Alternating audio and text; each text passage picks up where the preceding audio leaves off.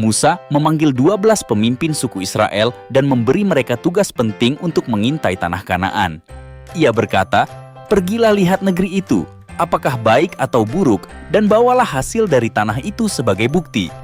Yosua dan Kaleb bersama 10 pengintai lainnya berangkat dan diam-diam menjelajahi tanah yang dijanjikan Tuhan. Mereka melihat negeri yang subur dengan sungai yang jernih dan ladang yang hijau, penuh dengan buah-buahan yang lebat. Mereka menemukan satu tandan anggur yang begitu besar hingga harus dipikul oleh 2 orang dengan sebuah kayu. Namun, mereka juga melihat kota-kota yang besar dengan tembok tinggi dan penduduk yang kuat dan gagah. Setelah 40 hari, para pengintai kembali ke perkemahan Israel di padang gurun dan bersiap untuk melapor.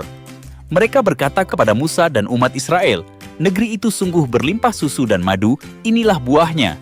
Tetapi 10 pengintai melanjutkan, "Penduduknya kuat, kota-kotanya berkubu, dan kami melihat orang-orang raksasa di sana." Bangsa Israel mulai gemetar ketakutan mendengar laporan itu. Hati mereka dipenuhi rasa takut dan putus asa. Kaleb menenangkan mereka, "Mari kita maju dan menduduki negeri itu, sebab kita pasti akan mengalahkannya." Tetapi 10 pengintai menjawab, "Tidak, kita tidak sanggup, mereka jauh lebih kuat daripada kita." Seluruh umat Israel menangis semalaman. Mereka mengeluh dan berkata, "Lebih baik kita kembali ke Mesir." Yosua dan Kaleb merobek pakaian mereka dan berkata, "Jangan takut, Tuhan menyertai kita. Jangan memberontak kepadanya." Namun, bangsa Israel marah dan bahkan ingin melempari mereka dengan batu karena tidak percaya pada Tuhan.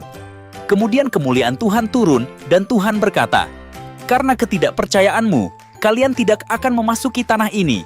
Semua yang berumur 20 tahun ke atas akan binasa di padang gurun dan hanya anak-anakmu yang akan masuk ke Kanaan." Hanya Yosua dan Kaleb yang tetap setia, sehingga mereka diperkenankan memasuki negeri yang dijanjikan. Umat Israel mengembara di padang gurun selama 40 tahun sebagai akibat dari ketidakpercayaan mereka. Namun Tuhan tetap setia pada janjinya, dan suatu hari generasi baru akan memasuki tanah perjanjian dengan iman.